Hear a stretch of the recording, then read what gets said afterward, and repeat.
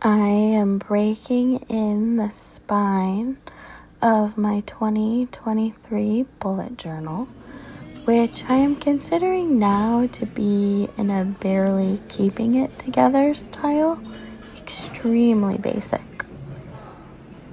We took our supplies to Starbucks so I could start on the self-portrait inside of the front cover. I'm using Archer and Olive acrylographs. I'm fairly happy with it, but I don't think I'm ever going to be completely happy with an image of myself. I should probably seek therapy for that, but that's part of the reason why I put this in the front of my journal. It was the first time I've made something like this. Back home, I did a little more work blending. For the cover, I didn't like the design, so I took a Tim Holtz lace frame and glued a bit of fabric with a design that I liked, then adhered it to the front of the journal. After Workshop Week 2022, I placed an order with Gaddis in her shop, and she sent along a thank you card that I trimmed to use in the front of the book in the This Book Belongs To section. I put it in using photo corners because I think I want to use this in multiple journals and I want to be able to pull out the name card without causing damage. I wanted the black to stand out more against the black page, so I used Stuart Simple's Black 3.0 to darken it.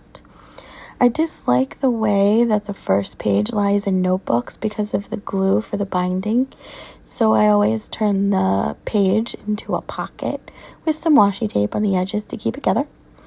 With the pocket space, I stamp a journal key. Usually I put my index on the opposite page, but this setup is bare bones, so I opted instead to put the quote on this page instead of on the next 2-page spread. Using some Tim Holtz cling foam stamps, I started doing the quote for this year along with some alphabet typeface stamps that I believe came from Amazon. I love using number stickers from Scribble Prints Co. because it gives a nice uniform look to the numbers without giving me a hand cramp.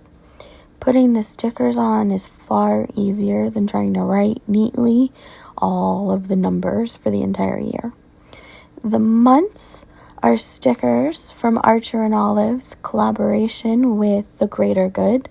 I adore these, and I think every order I've gotten, I've thrown in a pack of these. I also use them on our family chalkboard as magnets to show the month. I had a journal cover with a design that I wasn't entirely in love with, so I used some more of the fabric that I used for the front cover to make it a little more to my liking. My most used supply has to be these photo corners. I put a Polaroid of me and my husband in the back with some lyrics from a song I cannot get out of my head. I used 3 sheets out of the sub-box notepad, and I trimmed the sides of them, then washi taped them together, again with some washi tape from Archer and Olive's collaboration with The Greater Good. When I do a year in Polaroids, I like to see all 12 months together without having to flip pages.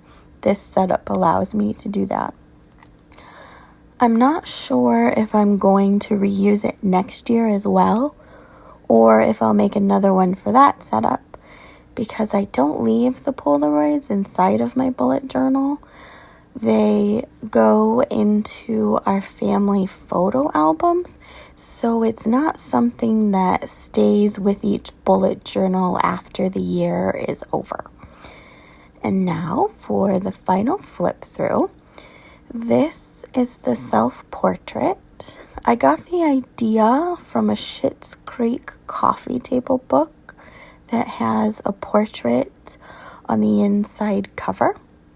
The quote is from Penny Reid's book, Beard in Mind. Don't set yourself on fire trying to keep others warm. The months are all laid out in the beginning. I like the way that it looks as a 2-page spread.